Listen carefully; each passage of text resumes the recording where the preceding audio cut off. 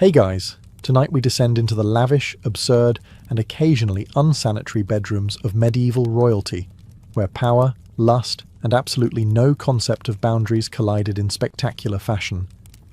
So before you get comfortable, take a moment to like the video and subscribe. But only if you genuinely enjoy what I do here. And let me know in the comments where you're tuning in from and what time it is for you. It's always fascinating to see who's joining us from around the world. Now, dim the lights, maybe turn on a fan for that soft background hum, and let's ease into tonight's journey together. King John of England, also known as John Lackland, and informally, the worst dinner guest in British history, is best remembered for signing the Magna Carta, losing half of France, and somehow still finding time to be wildly inappropriate with most of the nobility's daughters. John's reign, 1199 to 1216, was a masterclass in how not to behave in public office. Politically, a disaster. Personally, somehow worse. John didn't just take lovers, he took them. He was notorious for kidnapping noblewomen, imprisoning them in royal castles, and entertaining them until they were either married off elsewhere or conveniently forgotten. His favourite technique for breaking up powerful families wasn't battle. It was seducing the wife, alienating the husband, and then charging him double taxes. Efficient. Chroniclers were so uncomfortable with John's behaviour that even biased medieval scribes, people who routinely ignored witch trials and floggings, wrote things like, "He was not temperate with women," and "He did not abstain from wives and daughters." That's medieval for, "He made the Christmas party deeply awkward." At one point, John reportedly had 30 mistresses on official record. That's not romantic, that's a staffing issue. Several nobles complained directly to the crown that John was abusing their hospitality, which is a polite way of saying he slept with everyone, including the serving staff, and possibly the family goat. His behaviour was so bad, it nearly started a rebellion. Not because of taxation or war, but because half the barons were afraid to leave their wives unattended during royal visits. One baron refused to meet John unless his entire household was locked up first. That's diplomacy, 13th century style. And yet, in true royal fashion, John never saw a problem. He considered himself irresistible. There's no evidence for this outside of his own letters. But when you're king, delusion comes standard. In the end, King John left behind a kingdom in turmoil, a legacy of distrust, and possibly several children no one talked about at court. He was the kind of king who made people invent democracy, just to keep him away from their families. Not the worst monarch in history, but definitely the one you'd never let babysit. Charles VI of France, also known as Charles the Mad, ruled from 1380 to 1422. And yes, that nickname was earned, not given lightly at a drunken banquet. He began his reign with promise, young, handsome, capable. Then things took a turn. He started forgetting who he was, attacking his own knights, and at one point believed he was made of glass, insisting his servants wrap him in blankets so he wouldn't shatter while walking. Not exactly the image of kingly strength, but impressive in terms of creative paranoia. Now, most kings who believe they are fragile glass figurines usually avoid scandal. Not Charles. He somehow managed to juggle a royal mistress, a paranoid delusion, and civil war all at once. A multitasker. His long-suffering wife, Isabeau of Bavaria, tried to manage the court, while Charles did things like run screaming from mirrors and refused to bathe for fear the water might dissolve him. Meanwhile, his mistress, Odette de Champdivers, was quietly moved into the palace, introduced to everyone as his comfort, which was medieval code for "don't ask questions, just smile." Odette, for her part, stayed with Charles during his most unhinged years. She must have had the patience of a saint or the property rights of a queen. She reportedly brushed his hair, listened to his glass-based ramblings, and helped him put on multiple layers of padded clothes so he could sit down safely. Nothing says passion like strapping your royal lover into a pillow suit. But Charles wasn't just eccentric behind closed doors. He also hosted court entertainments where things went horribly wrong. During one infamous event known as the Bal des Ardents, he and his friends dressed as wild men in flammable costumes and danced around with torches. Naturally, someone dropped a flame, and several of them burned alive. Charles survived, but his dignity did not. Despite everything, Charles fathered 12 children, several during episodes of apparent lucidity, or at least, enough lucidity. Royal chronicles don't clarify whether he remembered their names, but one can assume that naming a child not made of glass was discouraged. Charles VI ruled France into ruin, but more impressively, he managed to make mental illness, royal scandal, and medieval pyrotechnics all part of the same tragicomic package. And somehow, they still let him wear a crown. Peter the Cruel, also known as Pedro the Just, depending on whether you were with him or under a floorboard because of him, ruled Castile from 1350 to 1369. His idea of romance was a curious blend of royal charm, obsessive jealousy, and the occasional politically inconvenient murder. His early love life wasn't exactly Shakespearean. He fell for a noblewoman named Maria de Padilla, whom he may or may not have married in secret.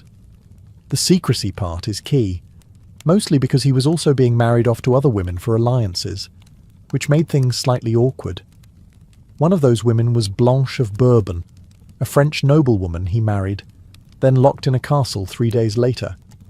She spent the rest of her life imprisoned because Peter decided Maria had prettier hair, or maybe he just didn't like Blanche's accent.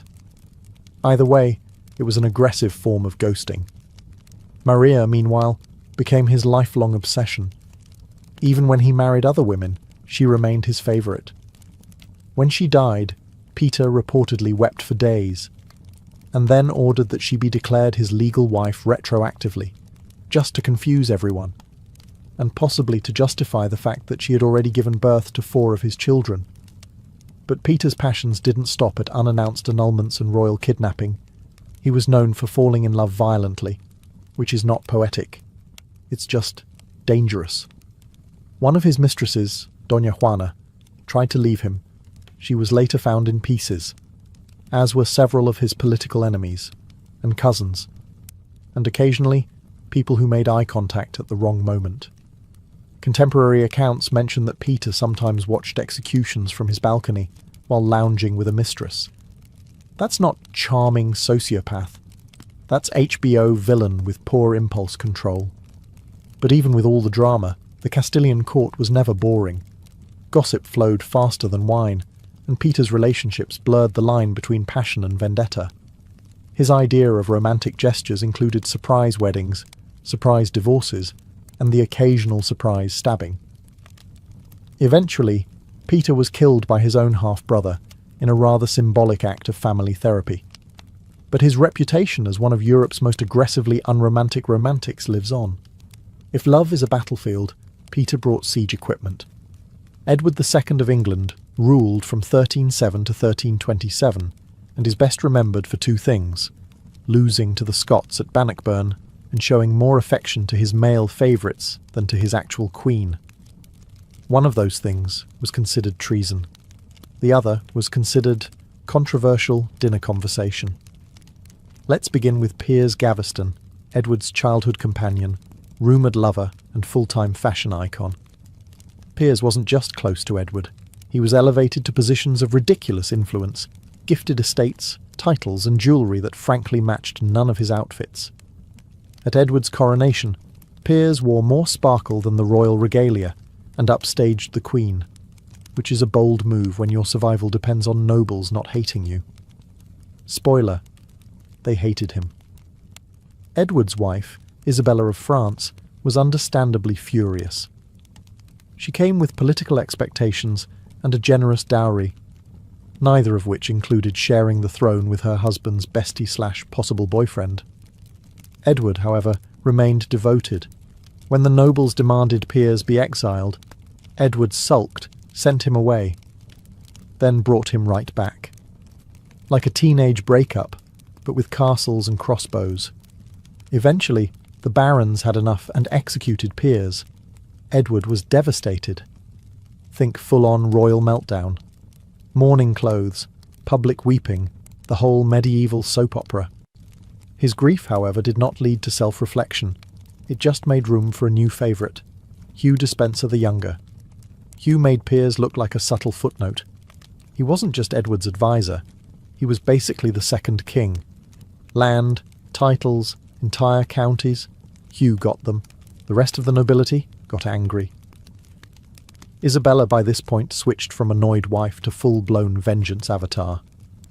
She teamed up with a lover of her own, Edward's enemy naturally, invaded England and overthrew her husband. Edward was imprisoned, stripped of his crown, and possibly murdered by red-hot poker. Yes, that rumour exists. No, we're not discussing the physics of it. Let's just say, medieval revenge was rarely subtle. Edward II's reign was less about governance and more about personal drama so intense it could be a reality show. If the Plantagenets had Netflix, his season would have been banned in 3 countries. His mistake? Mixing politics with passion, ignoring everyone else, and assuming royal power meant nobody could touch him. Turns out, everyone could. Eventually. Wenceslaus of Bohemia ruled in the late 14th century, though ruled might be a generous term. He technically held titles like King of the Romans and King of Bohemia, but his real achievements were more along the lines of public nudity, aggressive drinking, and starting fights in his own palace. If you're thinking of Good King Wenceslaus from the Christmas Carol, wrong guy. That was his ancestor. This Wenceslaus? Not good. Not even vaguely decent. He began with promise, crowned as a teenager, intelligent, multilingual, and capable. But somewhere along the way, he decided the royal wine cellar was more useful than the treasury, and started governing from the bottom of a goblet. Wenceslaus developed a reputation for hosting multi-day drinking sessions, where policy decisions were made between rounds of mead and inappropriate limericks. His advisors began carrying flasks, not to drink, but to survive negotiations. At court, debates often ended with someone flipping a table or being challenged to a duel using breadsticks. He also developed the charming habit of streaking through the castle, sometimes mid-meeting. One chronicler records Wenceslaus delivering royal edicts completely naked, except for a sword belt. His justification? Clothes are for the timid. Hard to argue with that kind of logic, when the guy with the crown also has a longsword and no pants.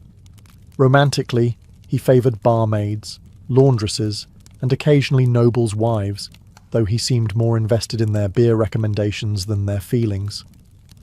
Affairs weren't scandalous at his court. They were practically job interviews. One noble accused him of seducing his sister. Wenceslaus shrugged and offered him a drink. Eventually, the Holy Roman Empire decided they'd had enough of his royal vodka and removed him as King of the Romans, a polite way of saying, "You're fired, but we're pretending it's political." Even his own brother called him useless, undressed, and usually unconscious. Still, Wenceslaus somehow reigned in Bohemia for decades. His people tolerated him the way one tolerates a loud uncle at a wedding, with eye rolls, careful seating plans, and lots of alcohol. In the end, he left behind a shaky kingdom, a flooded wine cellar, and a royal legacy best summed up as, he ruled like every day was his last hangover. Henry VIII of England is what happens when unchecked power meets unchecked hormones. He ruled from 1509 to 1547, and spent most of it either getting married, getting divorced, or getting mad at the Pope for not supporting his questionable dating decisions. You've heard the rhyme, divorced, beheaded, died, divorced, beheaded, survived. But that barely scratches the surface of Henry's royal rom-com turned horror series. Let's start with Catherine of Aragon, wife number 1. After 20 years of marriage, Henry decided God was mad at him for not having a male heir. Naturally, the solution wasn't introspection. It was annulment, excommunication, and the creation of an entirely new church. He invented Anglicanism just to date someone else. That's not devotion. That's pettiness with a cathedral. Enter Anne Boleyn, wife number 2. Henry wrote her love letters full of passion, obsession, and really bad poetry. She gave him a daughter, Elizabeth, who would later become one of England's greatest monarchs, but no sons. This led to her arrest for adultery, witchcraft, and possibly giving side-eye at court. She was beheaded. Henry moved on with the emotional range of a potato. Jane Seymour followed, producing a male heir, Edward, before tragically dying from childbirth complications. Henry mourned her deeply, by which we mean he waited a respectful 11 days before scoping out wife number 4. Next came Anne of Cleves, who Henry chose based on a flattering portrait. In person, he said she looked like a Flanders mare.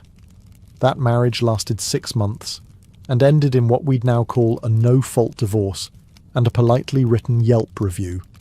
Catherine Howard, wife number 5, was much younger and considerably less discreet. She was executed for adultery, though honestly, it's hard to blame her. Being married to Henry at that point meant dealing with gout, paranoia, and a man who could barely walk, but still insisted he was a gift to women. Finally, Catherine Parr, wife 6, who wisely outlived him by being literate, patient, and excellent at dodging accusations.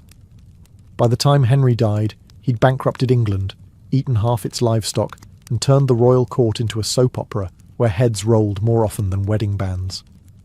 In short, Henry VIII loved hard, ruled harder, and left a trail of drama so legendary it's still being turned into musicals.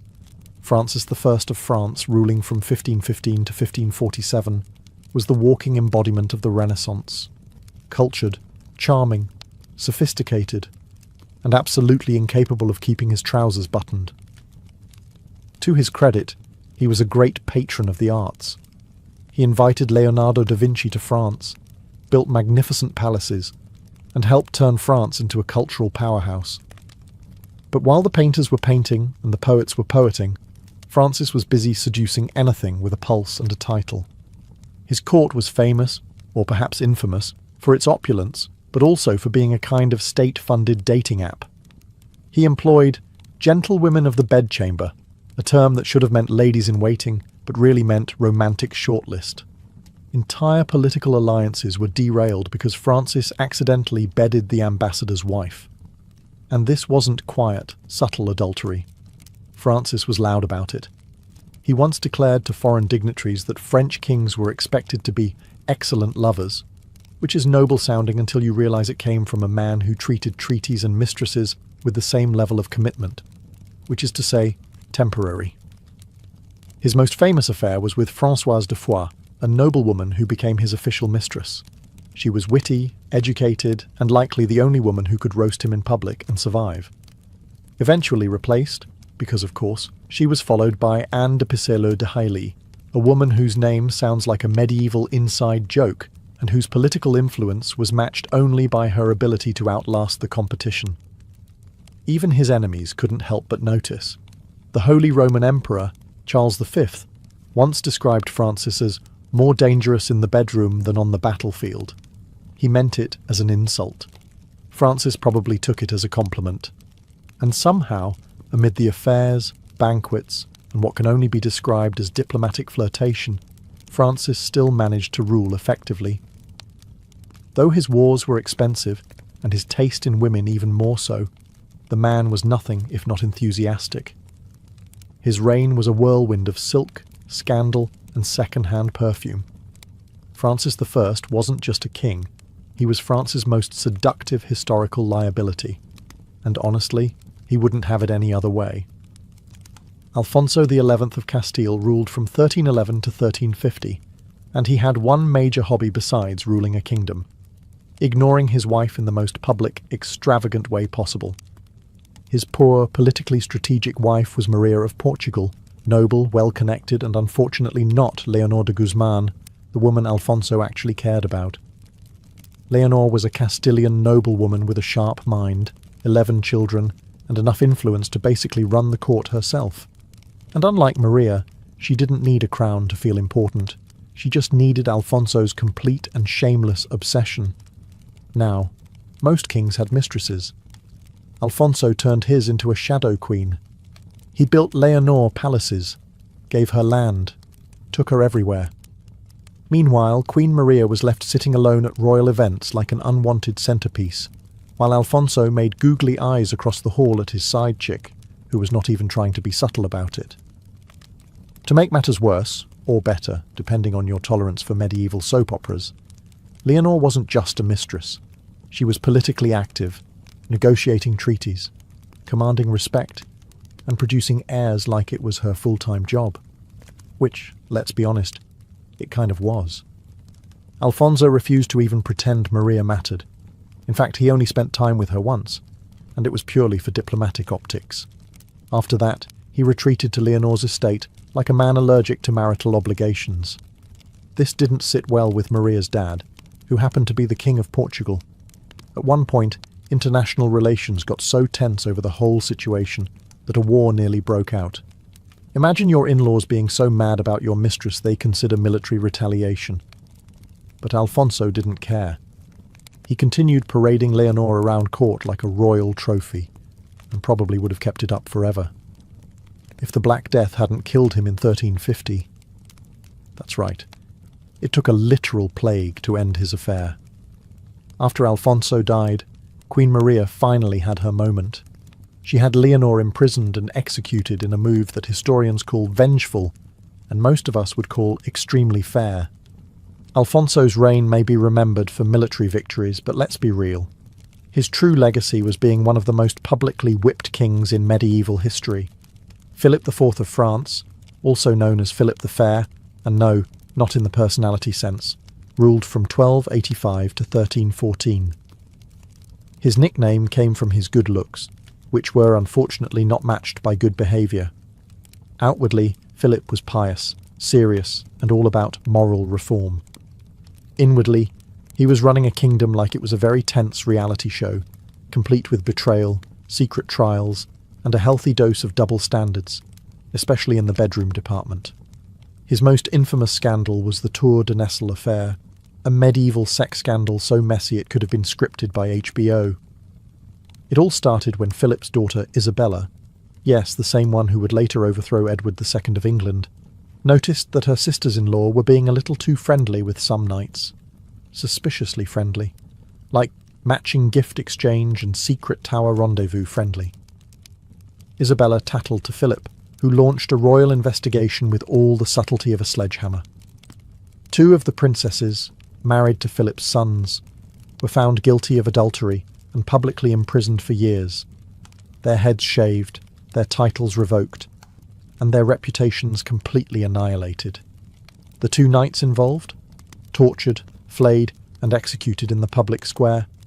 Because nothing says moral leadership like turning a family affair into a medieval snuff film. Now, here's where things get interesting. While Philip was handing out brutal punishments like candy, rumours swirled that he himself kept a few mistresses tucked away, in private rooms of the Louvre no less. Some whispered that he maintained a secret group of young women who were available to entertain visiting dignitaries. For diplomacy, of course. But unlike his daughters-in-law, nobody ever questioned the king's private affairs. Because when you're the one writing the rules, it's amazing how sin becomes strategy. Philip also had a special knack for using religion when convenient. He went after the Knights Templar for supposed heresy, but everyone knew it was about their money. It was the medieval equivalent of arresting your banker and calling it divine justice. So yes, Philip may have looked like a model of piety and honour. But behind that sculpted jawline and royal glare was a man with a deep commitment to hypocrisy, and a working knowledge of where all the castle's secret doors were. Sigismund of Luxembourg, King of Hungary, King of the Romans, and eventually Holy Roman Emperor, was the kind of man who collected crowns the way other men collected wine goblets, which he also collected, enthusiastically. Reigning from the late 14th to mid-15th century, Sigismund was smart, multilingual, and politically savvy. He also had a personal life so scandalous it would make a tavern bard blush. To begin with, Sigismund was married to Queen Mary of Hungary, a powerful woman in her own right. But marriage to Sigismund was more of a polite formality. He preferred his relationships less lawful, more frequent, and ideally not followed by conversation.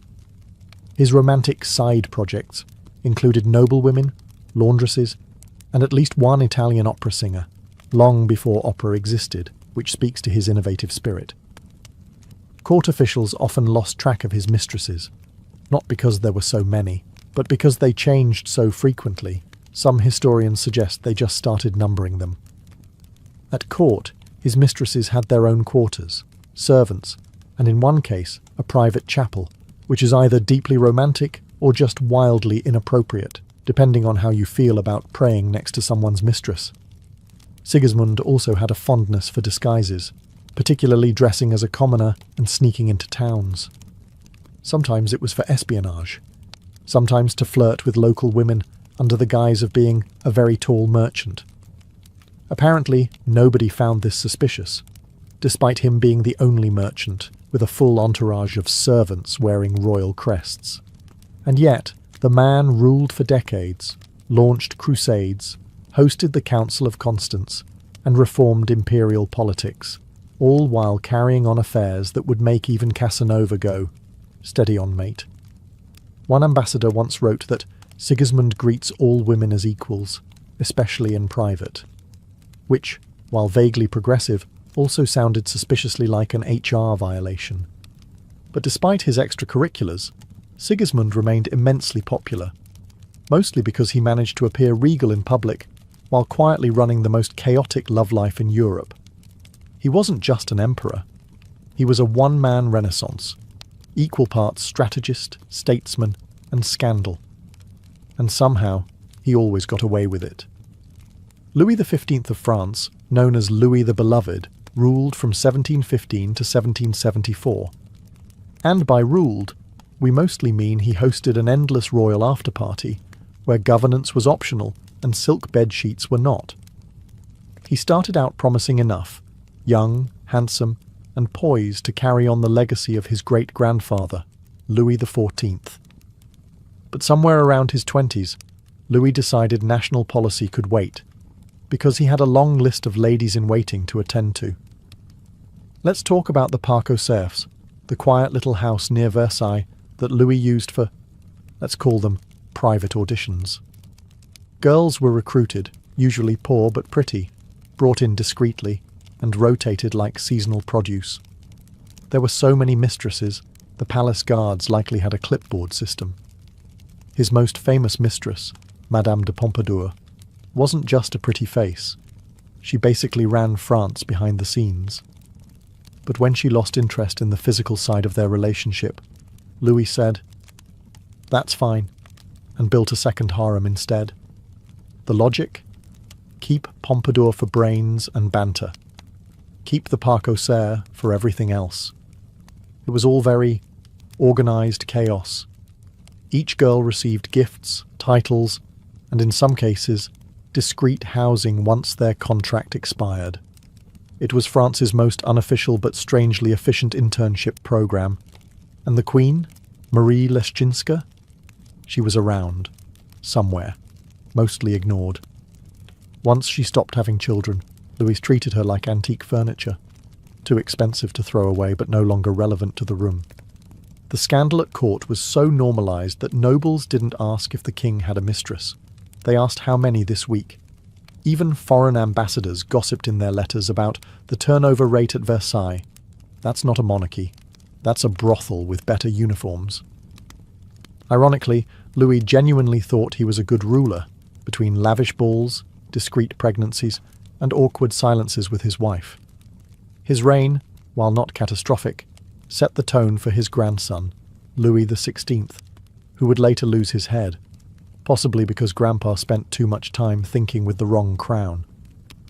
In the end, Louis XV left behind a debt-ridden France, a disillusioned court, and a royal reputation that could best be summarised as loved by women, loathed by accountants.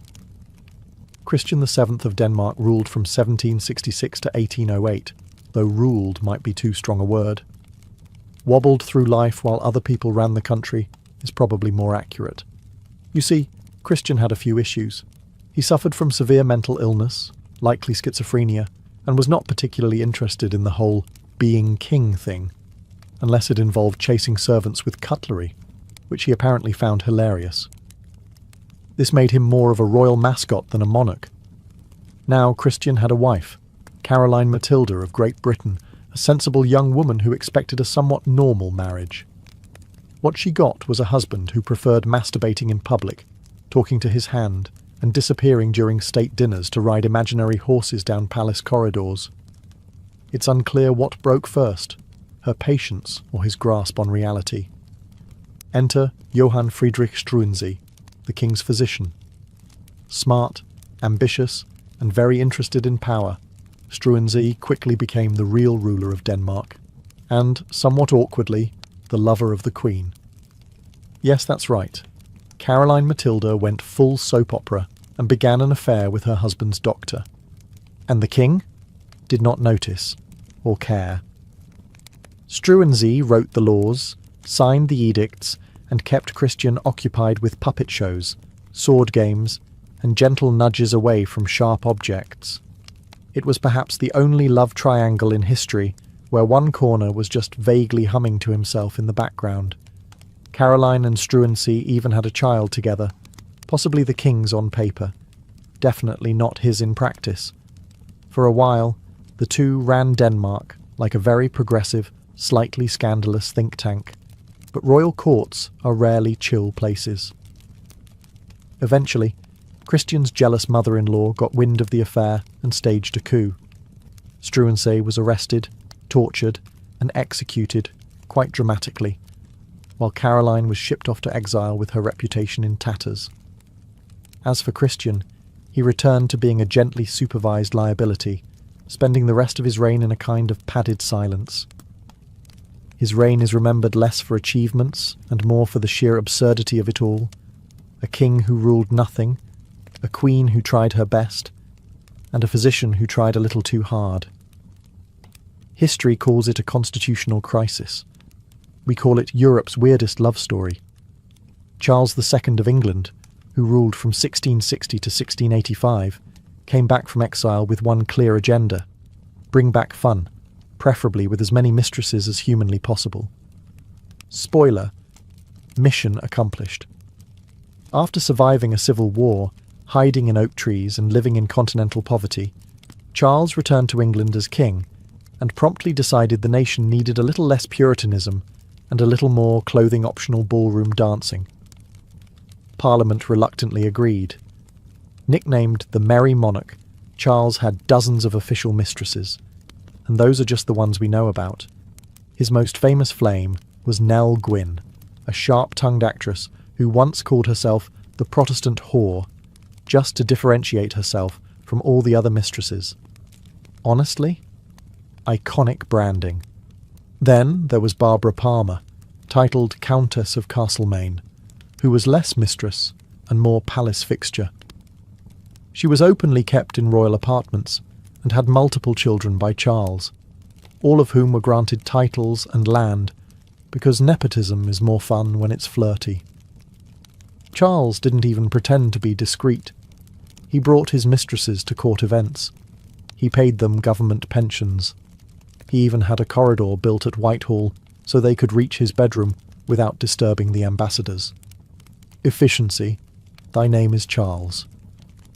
Queen Catherine of Braganza, his long-suffering wife, endured it all with quiet dignity and possibly a flask. She bore no children, and Charles reportedly said, "She could not bear children, but she never gave me trouble," which is both a compliment and a red flag. Charles fathered at least 14 illegitimate children, and acknowledged most of them, giving them noble titles and throwing elaborate birthday parties. Meanwhile, the legitimate line remained childless, as if karma had a sense of humour. Despite the scandals, Charles was popular. He reopened theatres, legalised fun, and restored monarchy with flair, wigs, and more eyeliner than his actresses. The people forgave him everything, mostly because he made monarchy look like a party. When he died, his final words were, "Let not poor Nelly starve," not "God bless England," not "Tell my brother to rule wisely," just "Feed the mistress." And that, friends, sums up Charles II, a king who governed like he was hosting a royal bachelor season finale. Eric XIV of Sweden ruled from 1560 to 1568. A short reign, but long enough to leave behind a legacy of paranoia, poetry, and utterly catastrophic dating choices. Now, Eric started out promising.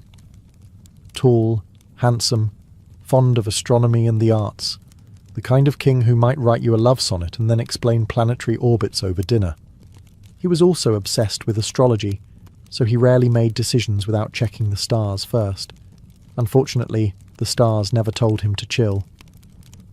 Eric had a thing for noble women, but not in the subtle, whisper-in-a-garden kind of way.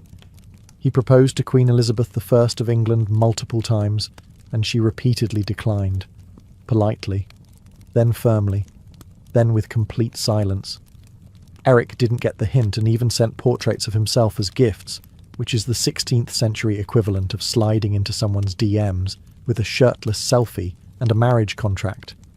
After Elizabeth ghosted him, Eric set his sights lower, in rank, not enthusiasm.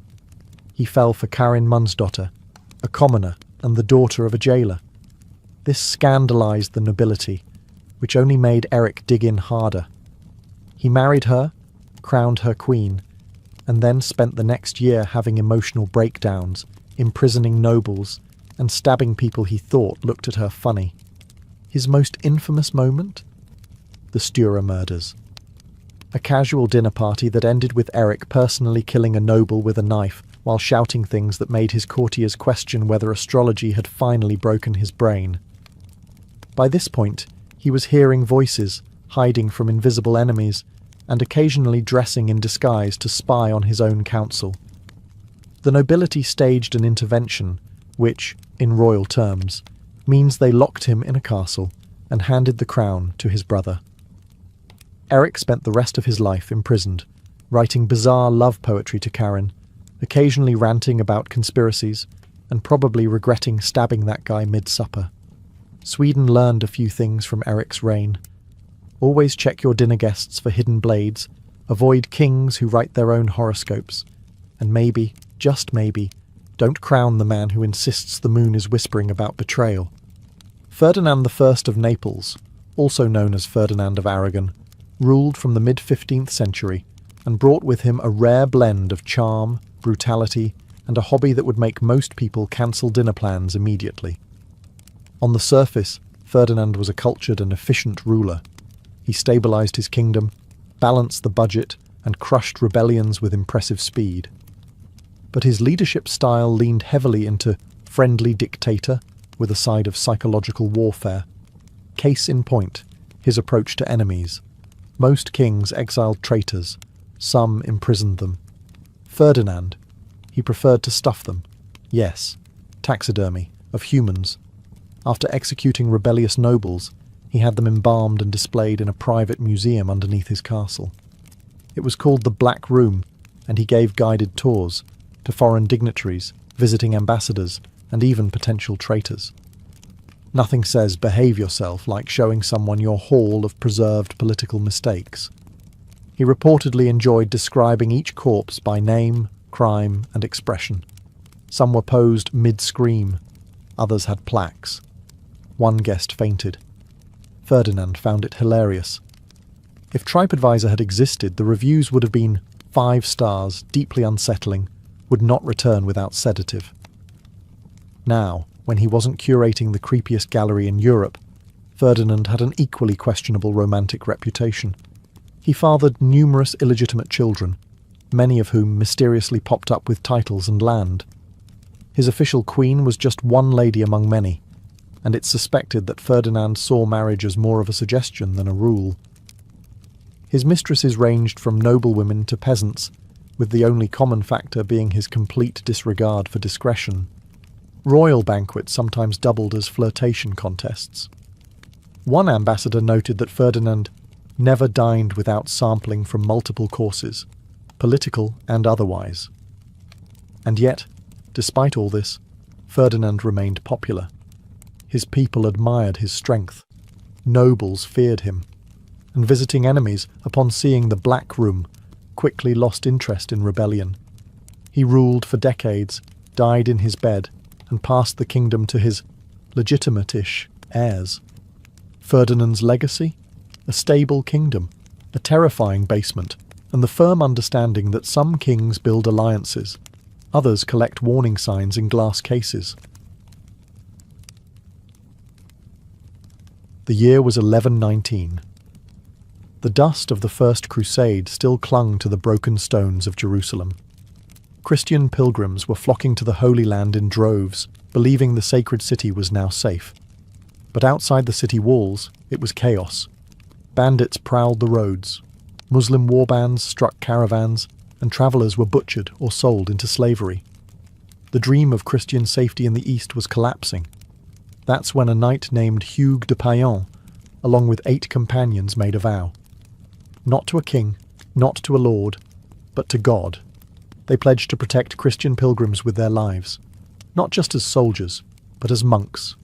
They took vows of poverty, chastity, and obedience. No wives, no gold, no lands, just horses, swords, and faith. They called themselves the Poor Fellow Soldiers of Christ and of the Temple of Solomon.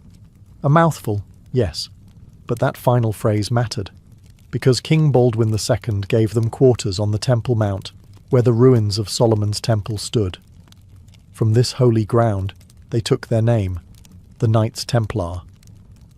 For 9 years they remained a tiny group, unofficial, underfunded, and dangerously committed. They lived like beggars, borrowing armor, sharing war horses, training like maniacs. But they were disciplined, devout, dangerous, and their reputation began to spread. It wasn't long before their strange blend of monk and warrior caught the attention of one of the most influential men in Christendom, Bernard of Clairvaux. Bernard was no ordinary abbot. He was a spiritual rock star. When he spoke, popes listened, and he saw something divine in these men. At the Council of Troyes in 1129, he helped draft the official rule of the Templars, a rigid monastic code infused with martial purpose. He praised them as the new knighthood, a holy elite who fought not for glory, but for God. With Bernard's blessing and the Pope's approval, the Knights Templar were no longer just a desperate band of misfits. They became a religious order with divine sanction. Donations flowed in. Young nobles abandoned comfortable lives to join their ranks. From the dirt of Jerusalem, the Templars were rising, holy, hungry, and now officially unstoppable. But they had no idea that their greatest blessing, papal independence, would one day mark them for death. With papal recognition secured and their white mantles stitched with blood-red crosses, the Knights Templar weren't just monks with swords anymore. They were the shock troops of Christendom. The Crusader states in the Levant, fragile Christian outposts in a sea of Islamic resistance, were constantly under threat, and the Templars were now the wall that held the tide.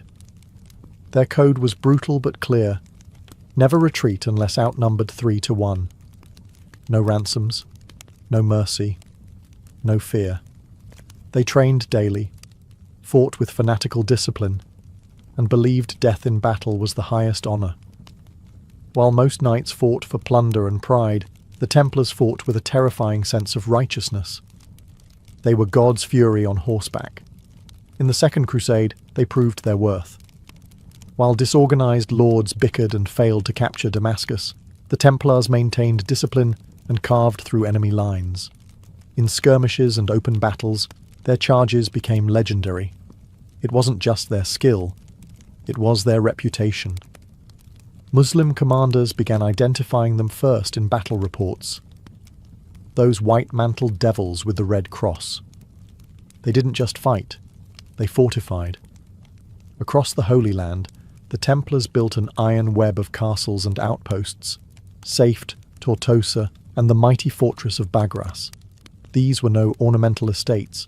Templar castles were militarized strongholds with thick walls, trap-laden gates, and water systems designed to withstand year-long sieges. When armies fled, Templars stayed behind to buy time or die. But their allegiance was not to kings. not to emperors, only to the Pope. And that made them a rare breed, one that rulers both admired and feared. A king could not command them, a baron could not bribe them. Only the Grand Master, chosen from within, could give the order to fight or stand down. They were sovereign in spirit, even as they bled for the cross. And they weren't just recruiting soldiers, they were building a myth. Their ceremonies were secret, their rites austere, their discipline absolute. To many, they were holy, to others, ominous. And yet, their popularity only grew. They had transformed from 9 dusty knights into an elite order spanning continents. But with fame came whispers, and with whispers came envy. The sword of God had become sharp, but someday it would be pointed at them. They began with borrowed armour and a vow of poverty. But within a century, the Knights Templar weren't just warriors. They were the world's most trusted financial institution. They didn't set out to become bankers. War made them rich. Faith made them trusted. And necessity made them brilliant. It started with donations. Nobles eager to support the Holy Land gifted them land, gold, livestock, even entire villages. The Templars didn't just hoard it, they managed it, carefully, strategically. They built commanderies across Europe, agricultural estates run like efficient businesses. Everything was accounted for: grain, livestock, taxes, tithes. A monk in England could be sending money to support a battle in Jerusalem within weeks. That kind of reach was unheard of. Then came the banking system. A nobleman heading to the Holy Land no longer needed to risk carrying a chest of coins.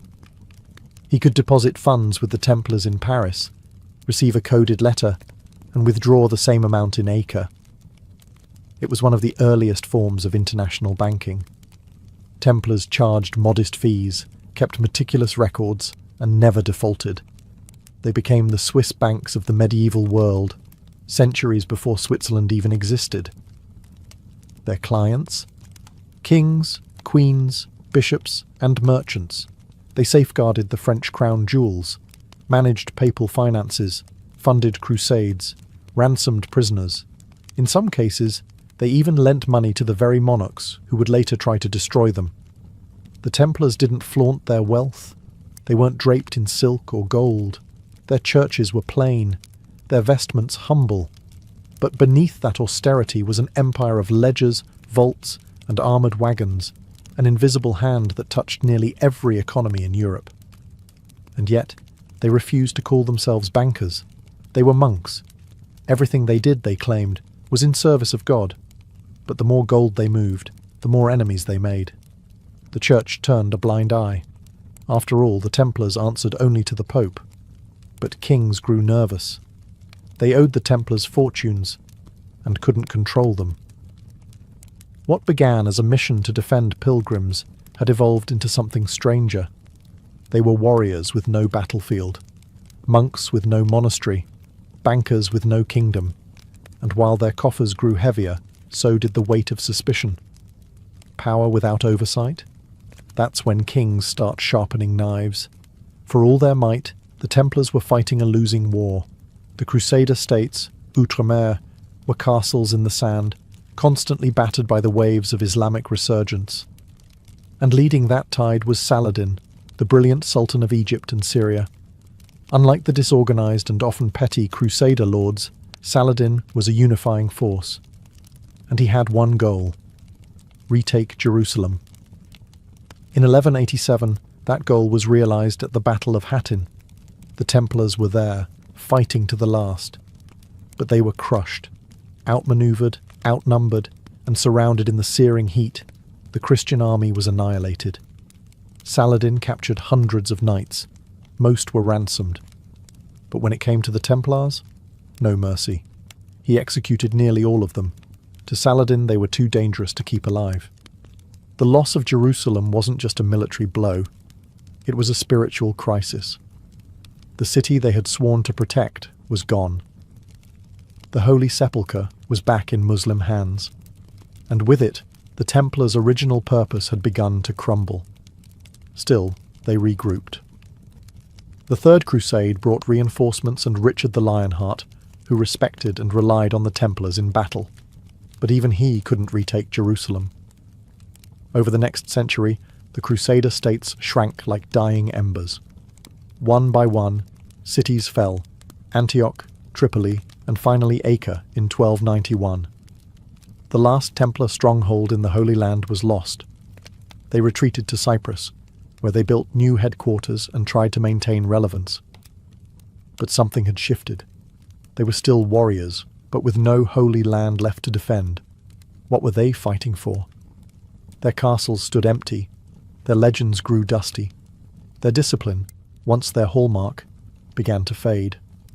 At the same time, rival orders like the Hospitallers gained ground. Accusations of pride, corruption, and arrogance followed the Templars across Europe.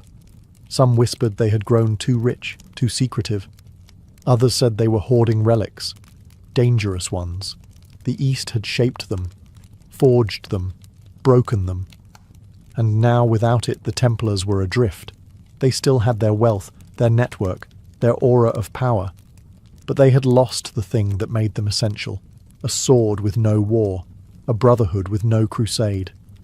And in that vacuum, powerful enemies were watching.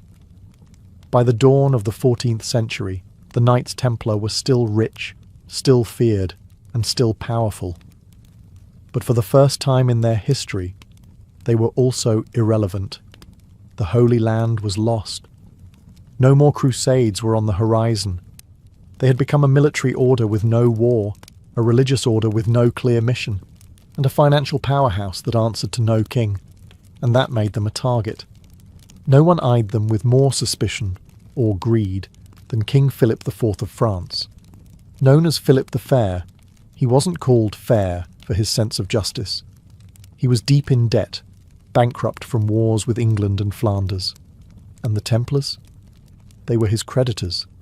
He had borrowed massive sums from them to fund his armies and keep his throne. But Philip didn't like being in debt, especially to men he couldn't control. Worse, the Templars were politically independent. They answered only to the Pope, not to the crown. They held land in France but paid no taxes to the king. They had their own fortresses, their own courts, their own armies. To Philip they were a dangerous state within his state, untouchable, immovable, and unbearably rich. So he began planning. Philip's propaganda machine got to work. Rumours spread that the Templars worshipped idols, spat on the cross, performed obscene initiation rites. No evidence, just whispers. But in an age of superstition, whispers were enough. He leaned on his puppet pope, Clement V, pressuring the papacy to investigate. Clement hesitated, but Philip wasn't waiting. In secret, Philip orchestrated one of the most coordinated mass arrests in medieval history. He set a date, gathered his soldiers, prepared his torturers. And on one cold Friday morning in October 1307, Friday the 13th, he struck. All across France, Templar knights were seized, interrogated, imprisoned, tortured. Confessions were forced. Some broke within hours. Others resisted until their bodies did. It was treason wrapped in holy justice, and it worked. The public, once loyal, began to turn. The Pope, pressured and humiliated, found himself cornered. The tide had turned not in battle, but in politics. And the warrior monks who once rode into enemy lines now sat chained in dungeons, accused of sins that no sword could defend. October 13th, 1307. The day that forever cursed Friday the 13th in the Western imagination. At dawn, across every corner of France, armed men moved in silence. Their orders were clear. Arrest every Templar you can find. No warning, no resistance allowed. The king's justice had arrived, with swords drawn and warrants sealed in secrecy. Thousands of knights were dragged from their beds, some in full armour, others in prayer. Grandmaster Jacques de Molay was taken in Paris, betrayed by the very kingdom whose crown jewels he had once safeguarded. Across cities and countryside, Templar commanderies were raided, their vaults cracked open, and their libraries seized.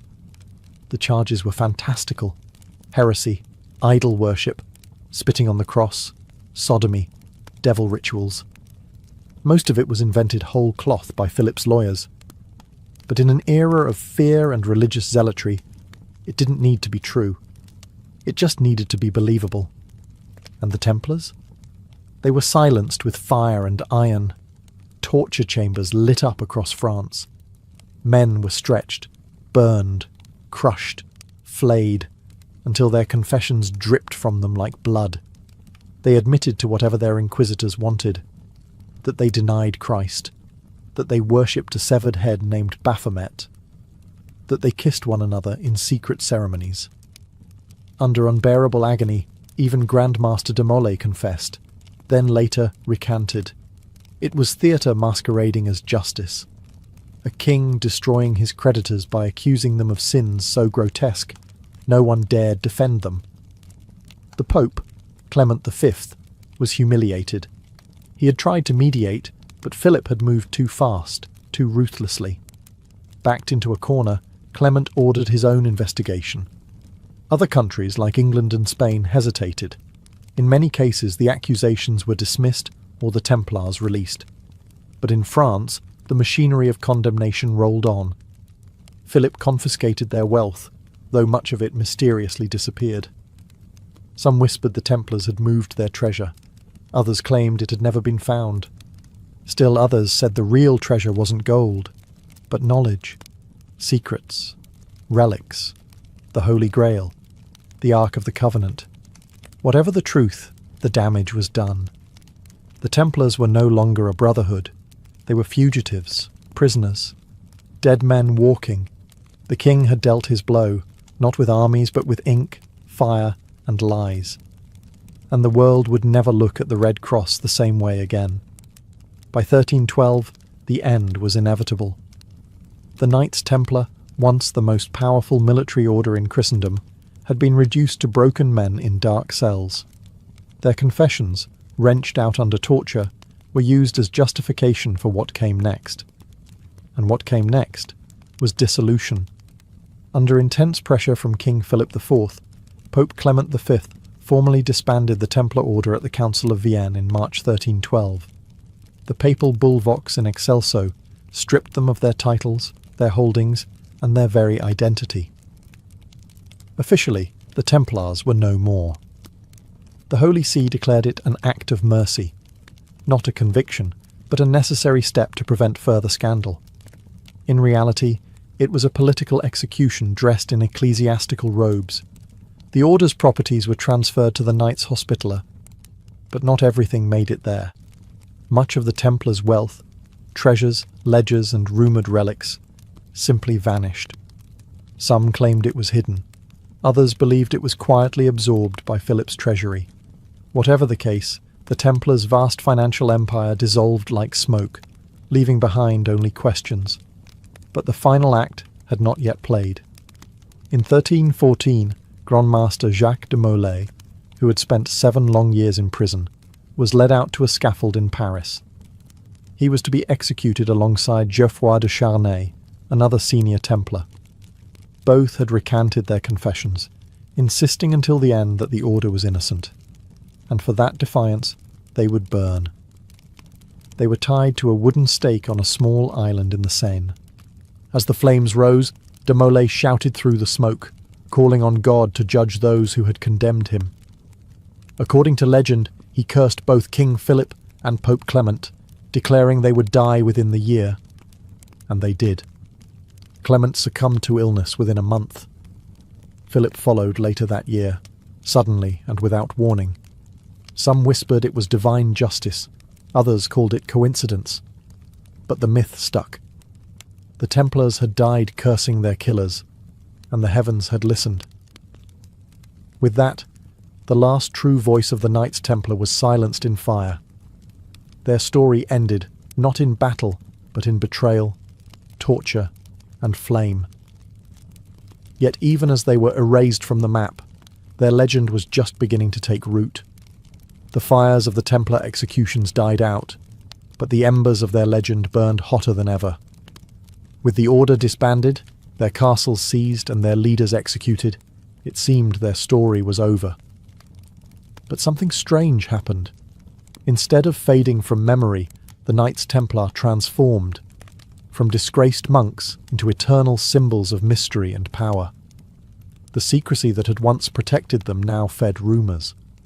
What happened to their treasure?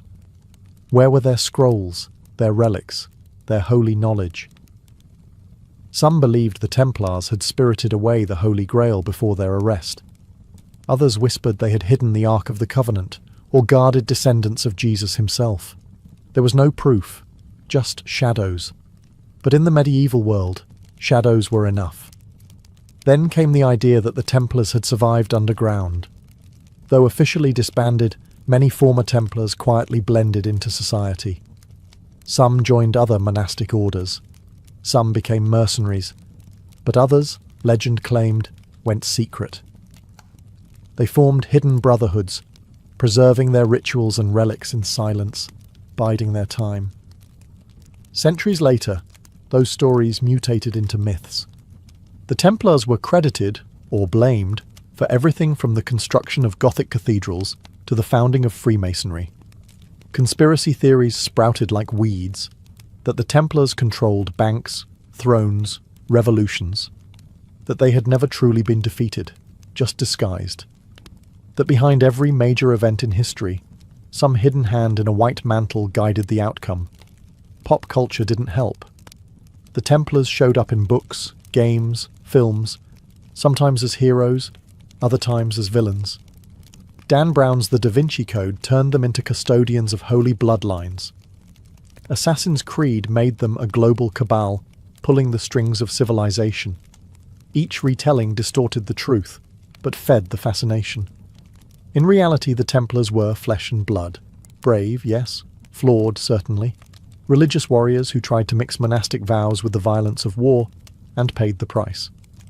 But myths endure because they offer something history often can't: answers, meaning, mystery. The real Templars died on scaffolds and in dungeons. But the mythological Templars? They still ride in the imagination, eternal, armoured and cloaked in secrecy. And in that sense, Philip the Fair failed. He destroyed their bodies. But their legend? Untouchable. More than 7 centuries have passed since the last Grand Master of the Knights Templar was burned alive on the banks of the Seine. But the Red Cross still lingers, in literature, in architecture, in symbols carved into old stone and whispered through conspiracy theories. The Templars may be gone, but their legacy is anything but dead. They were more than just warriors. They were innovators. In an age when kings still ruled by divine right and banking was seen as a sin, the Templars created a pan-European network of finance, logistics, and diplomacy. Their letters of credit prefigured modern checks. Their commanderies functioned like regional branches of a multinational corporation. They were an early blueprint for globalization, built not with stock markets, but with swords and sacred vows. Militarily, they redefined what it meant to be a knight.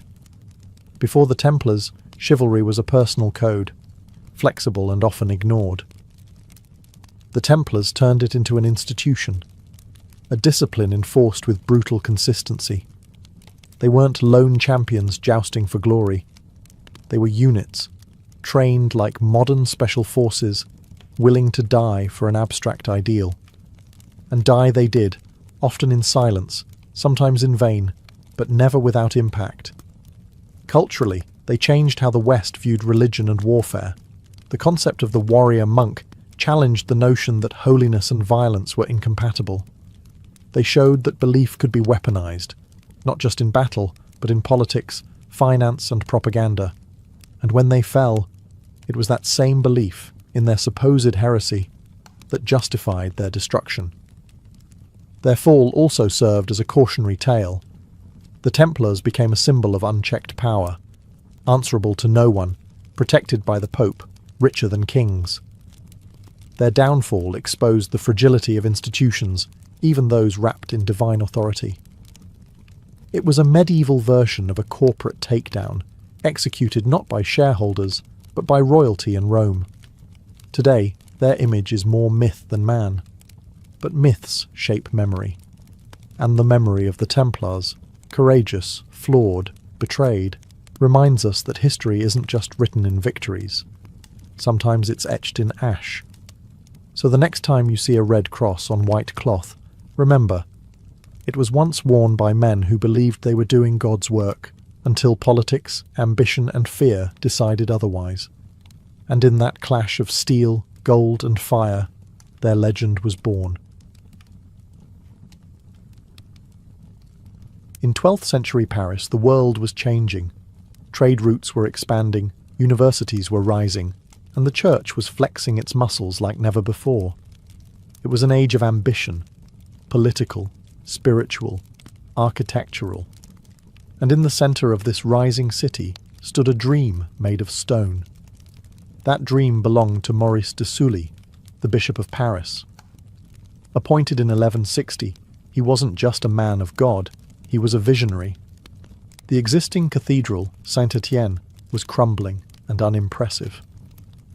Paris was growing, and its religious heart needed to match the city's stature.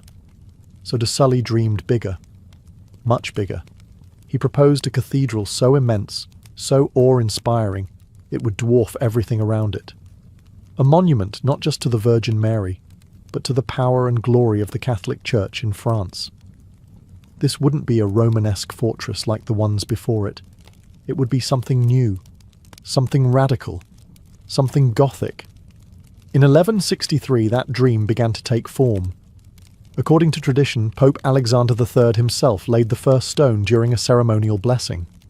Construction began on the eastern end, the choir and apse, where priests would one day sing hymns beneath towering arches of glass and stone. But this was no ordinary build.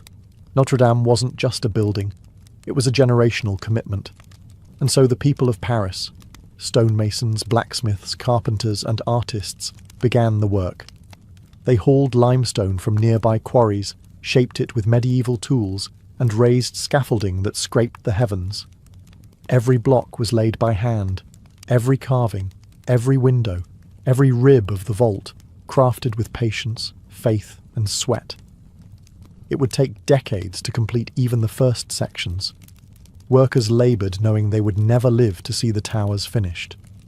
Sons inherited chisels from fathers.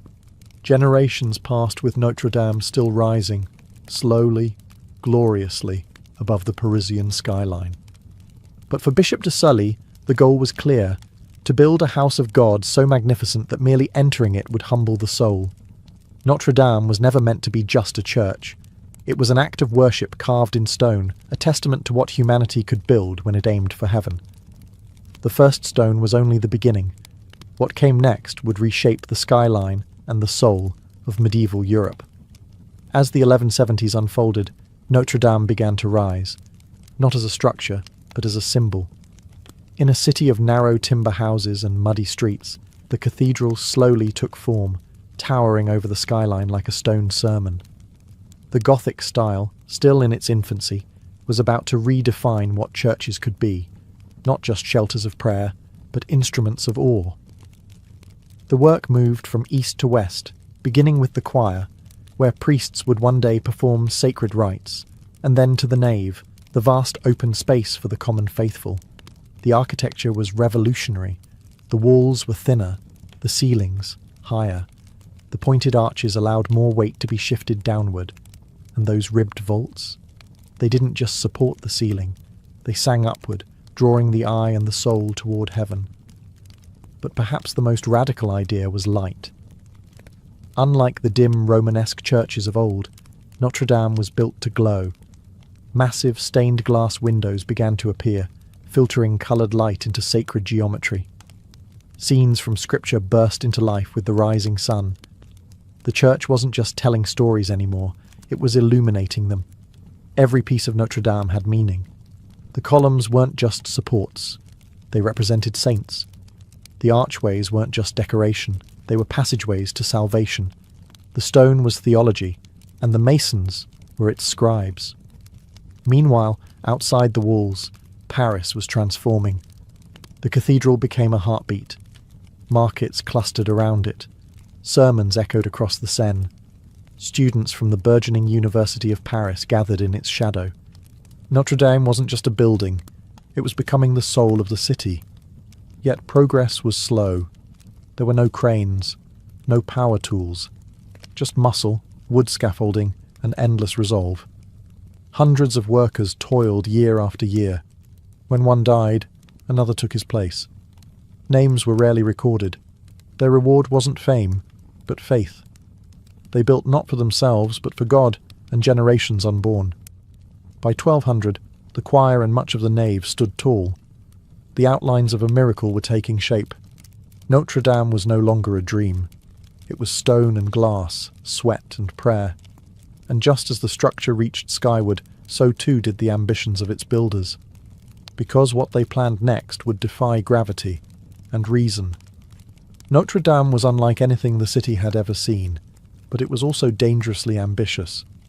As the walls rose and the vaulted ceilings expanded, a problem emerged. The weight. The stone ceilings pressed outward, not just downward.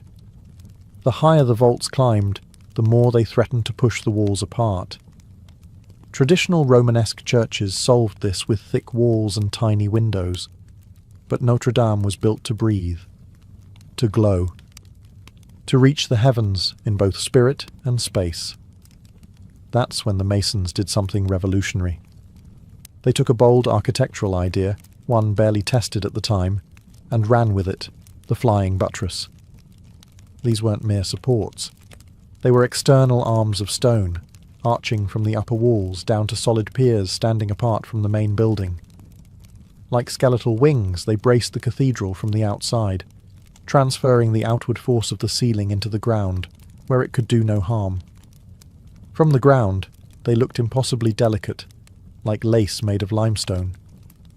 But they were engineering genius, and they allowed Notre Dame to become what it was always meant to be, a structure of air, light, and impossible height. The use of flying buttresses changed everything. With the pressure off the interior walls, the builders could add even more windows. The great rose windows, vast wheels of stained glass depicting saints, angels, and apocalypse, were no longer a dream. They became reality. Colour exploded into the sacred space, and God's stories now came not just from the pulpit, but from sunlight itself. Ironically, the original plans for Notre Dame didn't include flying buttresses. Early Gothic builders hadn't yet grasped their full potential. But as the structure grew, so did the strain. The masons adapted on the fly, literally. They began adding these stone wings in the early 1200s, turning necessity into poetry. Critics at the time were divided. Some thought the exposed supports were unsightly, interrupting the clean silhouette of the building. But most stood in awe. Notre Dame looked like it was being held in place by stone angels mid-flight. The cathedral was no longer just a house of God. It was a living demonstration of what faith and math could build together. A hymn carved in gravity-defying limestone, and its wings had only just begun to spread.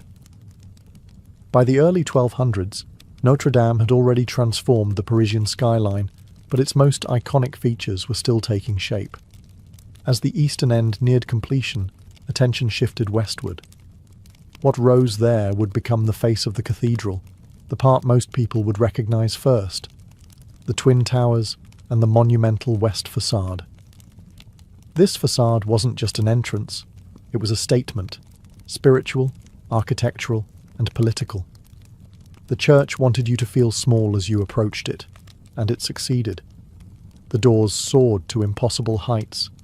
Above them, rows of sculpted kings, prophets, saints, and demons watched every visitor. You weren't just entering a building, you were walking into sacred judgment. Construction began on the west towers around the 12th and 20s. Like everything else at Notre Dame, they took decades to finish. Each tower rose in stages, block by block, higher and higher, until they reached nearly 70 meters tall. And yet, they were never completed as originally planned. No spires, no needlepoints, just massive, flat-topped silhouettes, majestic in their simplicity. Between the towers sat the Gallery of Kings, 28 statues representing the monarchs of Judah, misunderstood during the French Revolution as French kings and tragically decapitated by angry mobs. But during the 13th century, they sent a clear message: divine right, heavenly order, sacred rule. The church and the crown walked hand in hand, and this was their front porch. Below them, the three great portals served as theological storytelling in stone. The central one, the portal of the Last Judgment, was carved with Christ seated in glory, flanked by angels, demons, and resurrected souls rising from their graves. To the illiterate masses, these scenes weren't decoration. They were doctrine. The message was clear: enter with reverence. Eternity starts here. Above the doors, a rose window bloomed into being, nearly 10 meters across, framed by intricate tracery and flanked by statues of the Virgin Mary and Child. Light passed through coloured glass like a divine spotlight, projecting saints across the nave. By the mid-1200s, the towers were nearly done. The facade stood complete, solemn, symmetrical, overwhelming. It was a fortress of faith, a billboard for God's authority, and a warning to the sinner. And yet, the builders weren't done. The heart of Notre Dame still needed finishing. The transept, the roof, the spire that would one day pierce the clouds. They had built its face. Now they would give it a crown. With the towers and west facade standing in proud defiance of gravity, Notre Dame was becoming more than a shell. It needed a soul, and that soul lived inside, within the vast expanse of its nave, its transepts, and its sacred choir. These were the spaces that would carry the voices of monks, the footsteps of kings, and the prayers of thousands. By the mid-1200s, work focused on the transepts, the arms of the cross-shaped layout that gave Gothic cathedrals their iconic floor plan. Under architect Jean de Chelles, and later Pierre de Montreuil, these wings were expanded and adorned with new rose windows, even more ornate than those on the western end. The north transept featured a luminous window that bathed the space in cool blues and heavenly purples.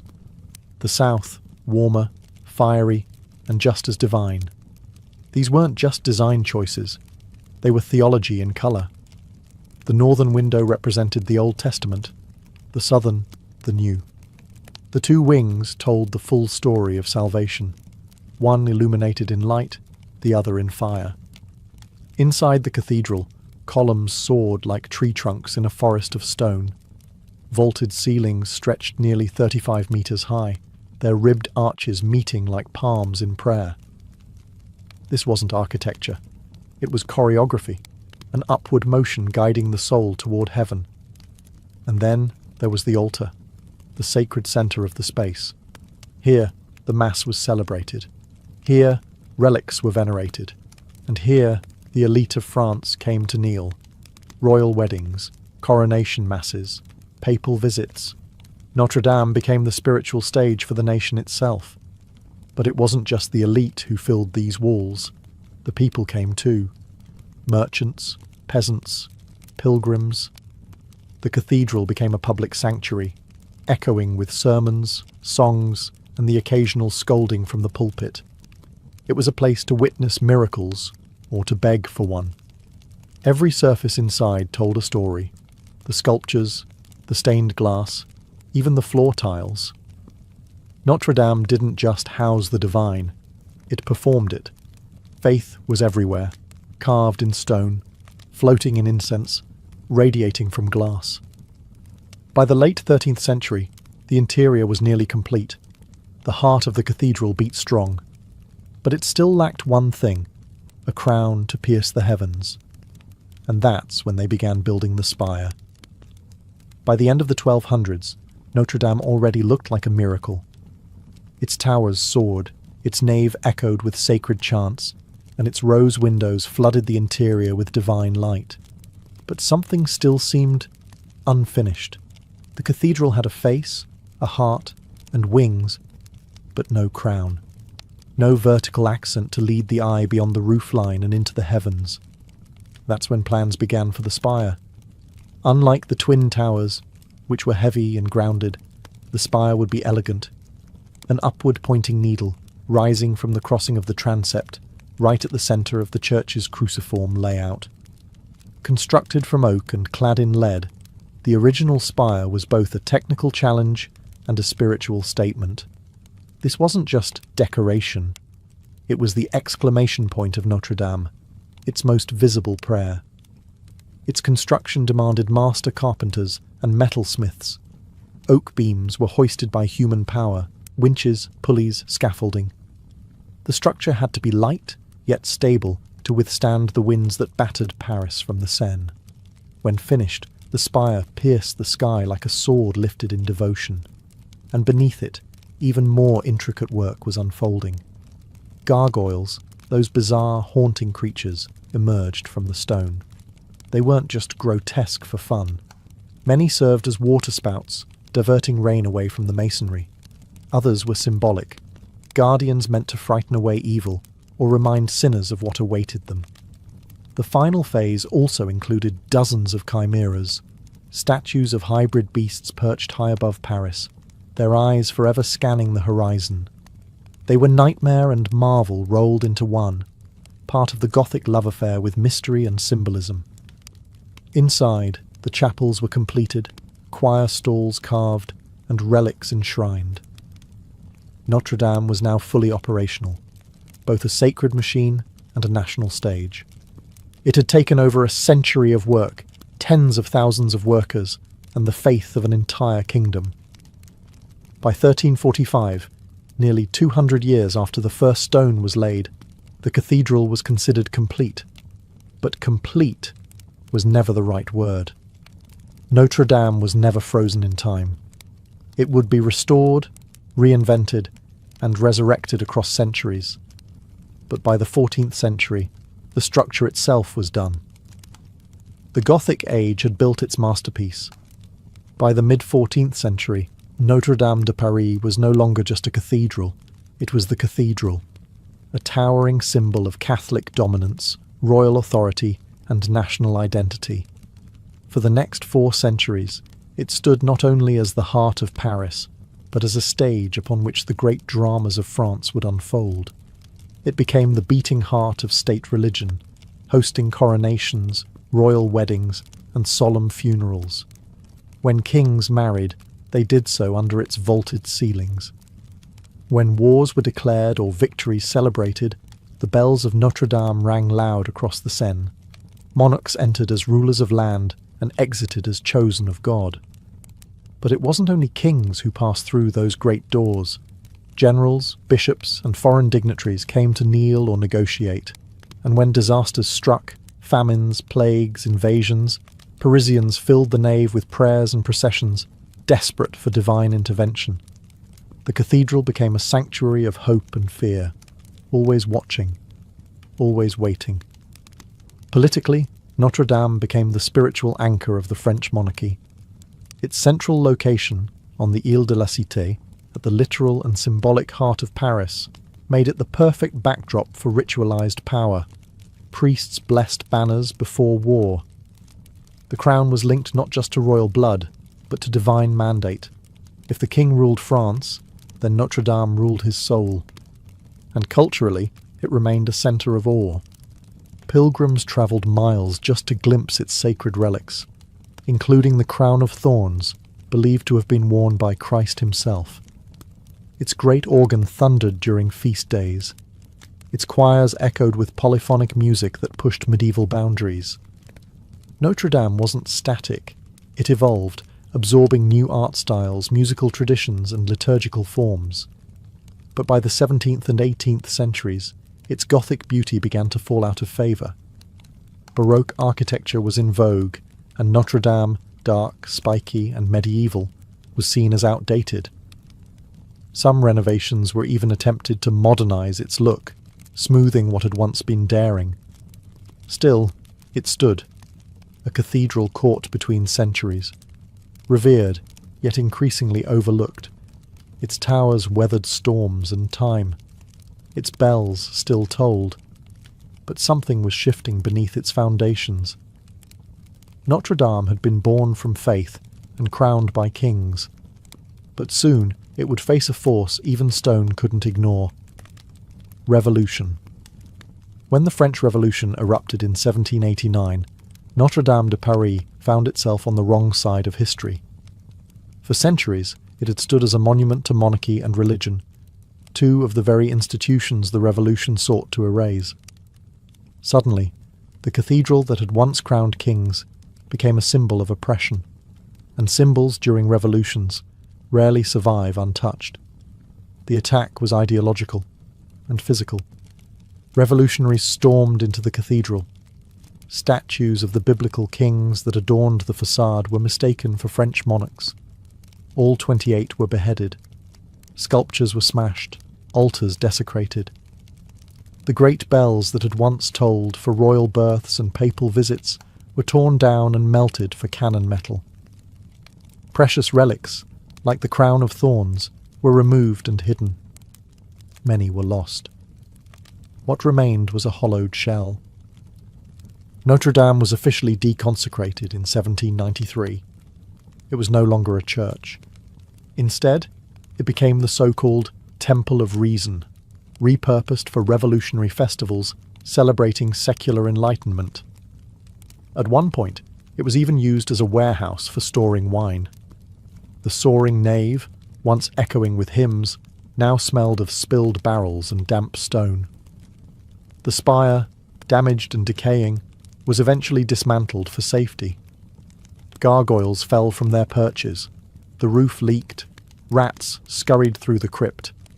It seemed as though Paris no longer had a heart, just a forgotten ruin in its centre.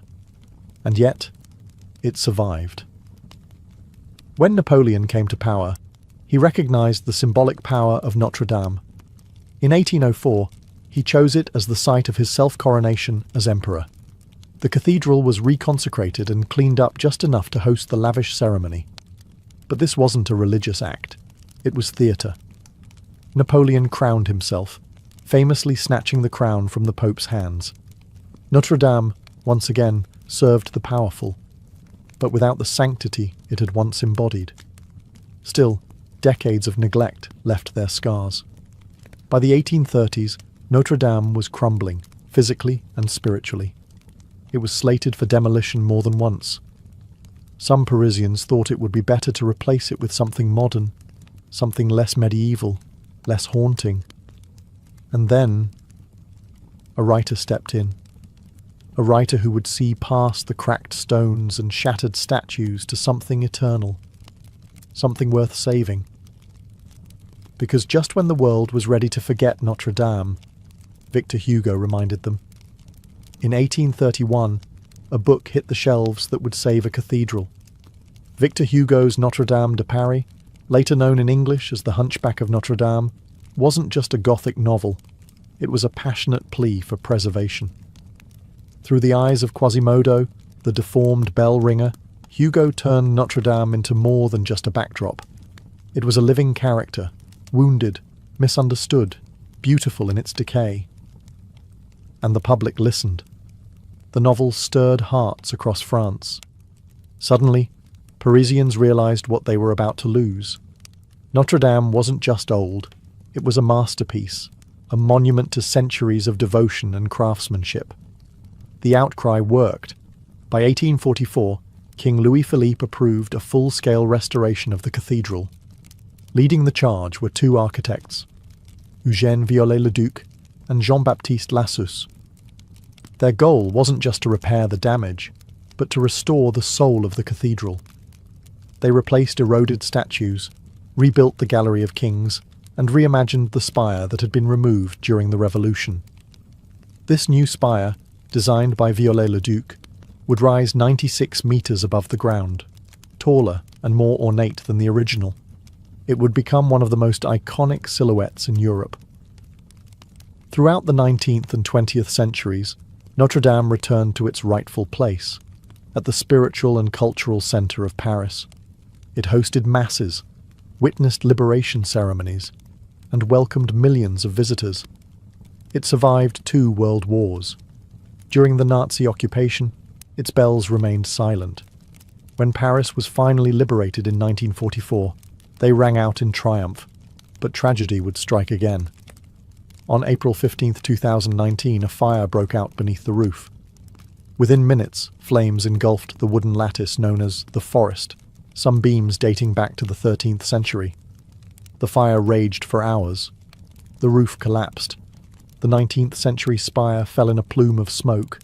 The world watched in horror as one of humanity's greatest monuments seemed to vanish in real time. And yet, once again, it survived. The stone towers stood firm. The rose windows endured. The relics were saved. And the people of France, along with the world, vowed to rebuild. Notre Dame has always been more than architecture. It is memory, identity, resilience, a church, a symbol, a survivor.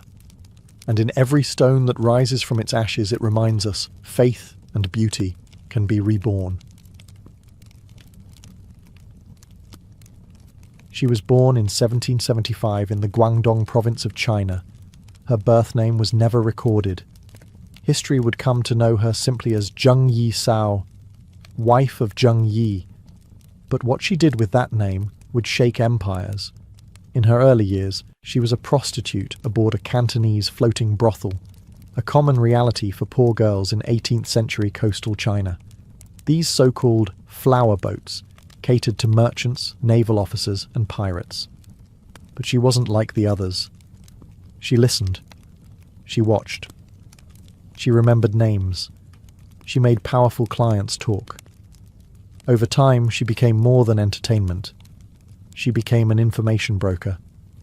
And then came Zheng Yi, a powerful pirate lord who commanded the Red Flag Fleet, one of the most formidable pirate factions in the South China Sea.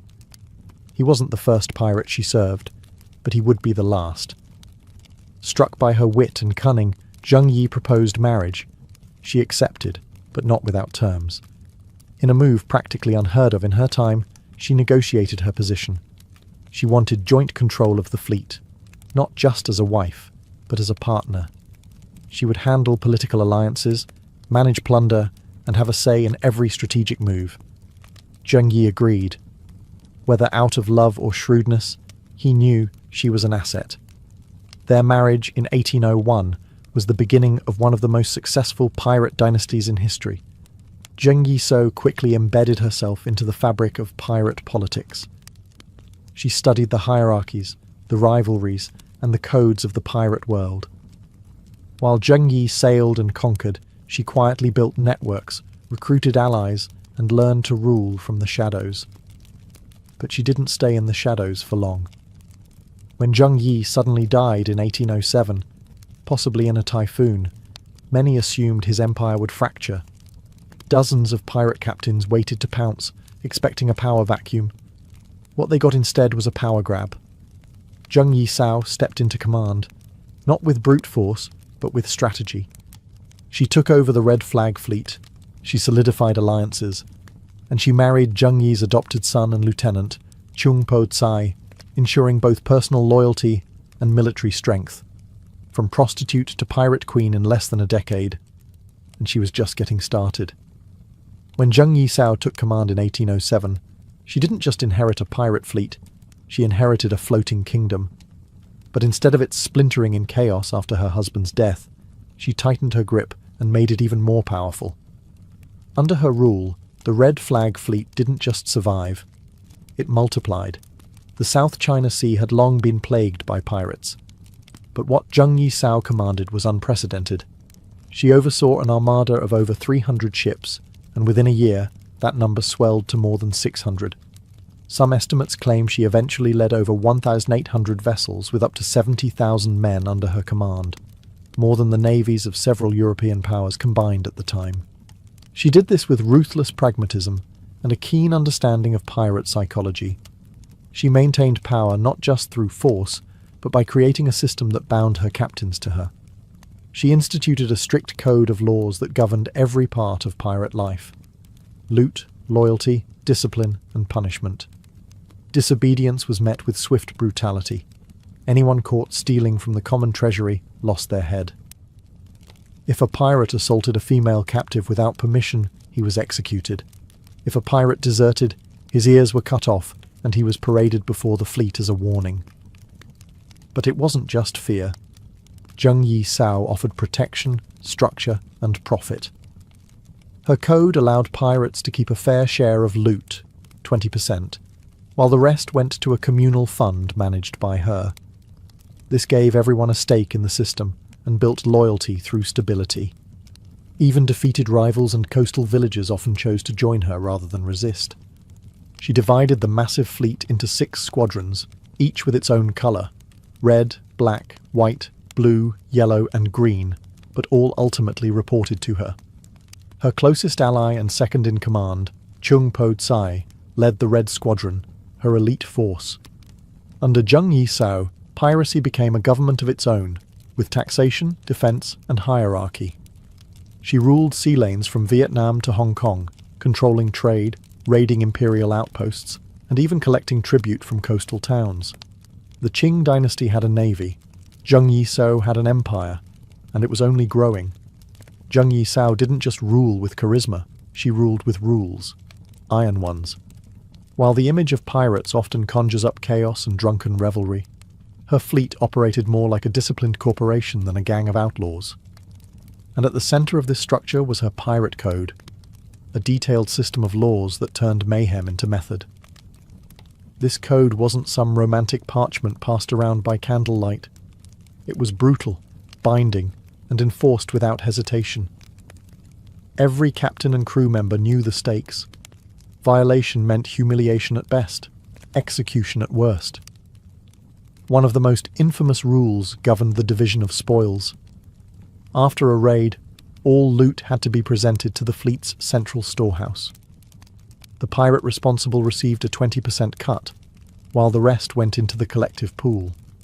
That pool, controlled by Zheng Yisao and her officers, was used for fleet maintenance, widow pensions, bribes, and emergency funds. Stealing from the collective wasn't just frowned upon, it was punishable by death. Then came discipline. Disobedience in battle was a serious offence. Cowards who abandoned their squadron or disobeyed orders could be flogged, executed, or thrown into the sea. Desertion? Immediate decapitation. The code even addressed relationships. If a pirate kidnapped a woman, he was required to treat her with respect. Sexual assault was grounds for execution by beheading. She wasn't interested in chaos. She was interested in control, and the code gave her that. It created a reliable system where pirates knew the rules, the consequences, and their share. It bound loyalty not just to Zheng Yisao as a leader, but to the system she embodied. Incredibly, she allowed prisoners and coastal civilians to join her forces. In exchange, they had to swear loyalty to her code. Many did. Some joined out of fear, others out of admiration. Some simply understood that under Zheng Yisao, piracy was safer, more profitable, and strangely, more fair than life under the corrupt Qing authorities. Her laws extended beyond the decks of ships. Coastal villages under her protection paid tribute in exchange for safety and autonomy. Those who resisted were burned to the ground. Those who complied became part of her growing empire. She wasn't just a pirate, she was a sovereign. And her code was law. By 1808, Zheng Yisao's pirate empire was no longer just a maritime nuisance. It was a national threat. Her fleet dominated the South China Sea, disrupted trade routes, and raided coastal towns with impunity. The Qing dynasty, embarrassed and overwhelmed, was forced to act, but they weren't ready for what they were up against. The Imperial Navy launched a campaign to crush the pirates, sending multiple warships to hunt down Zheng Yisao's fleet. What followed was not a series of quick victories, but a humiliating display of imperial incompetence. Time and again, the Navy was outmaneuvered, outgunned, and outclassed by Zheng Yisao's forces. She knew the waters better than anyone. She used weather patterns, island cover, and shallow tides to trap heavier Qing ships. Her sailors could fight in coordinated units, switch vessels mid-battle, and lure enemies into ambushes with terrifying precision. On more than one occasion, entire Qing squadrons were captured, their ships absorbed into the Red Flag fleet. And morale? the difference was staggering. While imperial officers were often corrupt, underpaid or cowardly, Zheng Yisao's men were well organized and fiercely loyal, bound by her code and rewarded for victory. As the battles dragged on, the Qing dynasty's desperation became obvious. They appealed to European powers, namely the Portuguese and the British, to assist in naval engagements. These foreign navies had more advanced ships and firepower, but they lacked the local knowledge and unity of purpose that Zheng Yisao's armada possessed. Still, the pressure mounted.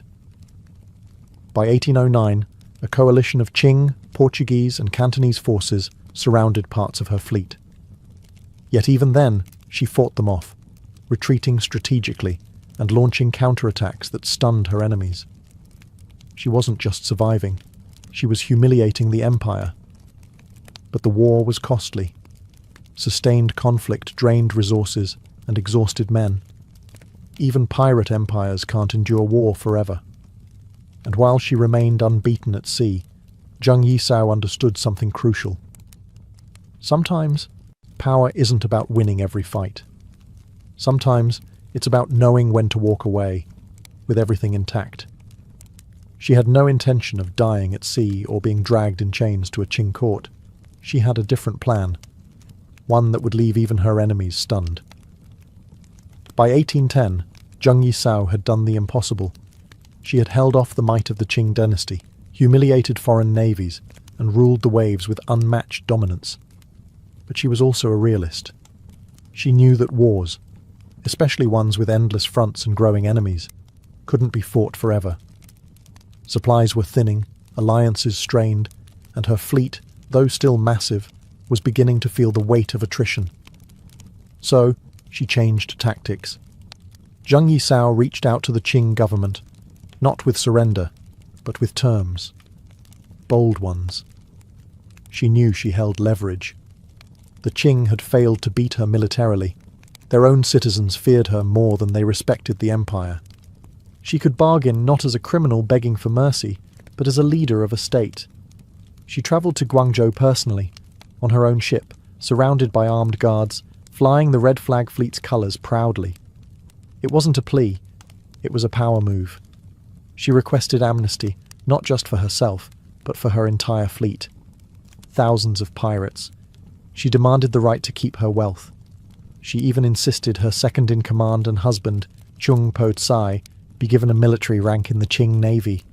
The government was stunned, but the truth was, they were tired too. The empire couldn't afford another costly, drawn-out campaign. So, in a moment of rare pragmatism, they agreed. Zheng Yisao surrendered with style. On April 18, 1810, she led over 17,000 pirates, men, women and children, into the city, not in chains, but in procession. Over 200 ships were handed over, weapons laid down ceremonially, and the entire pirate confederation disbanded without a drop of blood spilled. No trials, no executions, no forfeiture of wealth. Chung Po Tsai was granted a captaincy in the Qing Navy. Zheng Yisao retired as a free woman, untouched, undefeated, and still immensely rich. In a world where most pirate stories end in betrayal or death, Zheng Yisao's ended with negotiation and retirement. She had played the game perfectly, first with cannons, then with words. And as her red banners came down, her legend was only beginning to rise. Most pirate stories end in blood, gallows, or obscurity. But Zheng Yisao didn't just escape that fate, she built a second life from it. After negotiating the greatest pirate surrender in history, she walked away not as a fugitive, but as a respected, wealthy woman with her legacy intact. In 1810, after the surrender of her fleet, she settled in Canton, modern-day Guangzhou, with her husband Chung Po Tsai, who now served as a captain in the Qing Navy. The transition from pirate queen to respectable citizen might seem absurd, but for Zheng Yisao, it was just another act of calculated survival. She lived openly, even comfortably, and the Qing authorities largely left her alone. Rather than fading into obscurity, she quietly became a businesswoman. She opened a gambling house and an opium smuggling operation, technically illegal, but largely overlooked due to her influence. She wasn't out to build another empire, but she had no intention of being forgotten either. She kept her connections, protected her wealth, and lived on her terms. Her marriage to Chung Po Tsai endured, and together they raised a family. While he continued serving the Qing Navy, hunting down pirates ironically similar to their past selves, Zheng Yisao focused on their business interests. She moved in elite circles, consulted on maritime affairs, and remained a legendary figure among sailors and traders throughout the South China coast. What's extraordinary isn't just that she lived, it's how she lived. She broke every mold her society had for women. Born poor, sold into prostitution, she clawed her way to the top of a male-dominated criminal world. Then, instead of dying in battle or on the scaffold, she retired peacefully and died of old age in 1844, at the age of 69. She didn't seek redemption. She didn't need it. Her life was the ultimate act of defiance, a living rebuttal to every law, custom, and expectation set before her. In a time when women were barely allowed to speak in public, Zheng Yisao commanded fleets, dictated treaties, and negotiated with emperors. And then, she walked away richer and freer than any pirate in history. Her sails lowered, her cannons quiet, yet her legend still echoed across the sea. History remembers pirates like Blackbeard, Bartholomew Roberts, and Henry Morgan, men who roamed the Caribbean, sowed chaos, and met violent ends. But in the shadow of their infamy stands Zheng Yisao, not only as their equal, but as someone who surpassed them by almost every measure. She didn't captain a handful of ships. She commanded entire fleets. She didn't plunder a few coastal towns.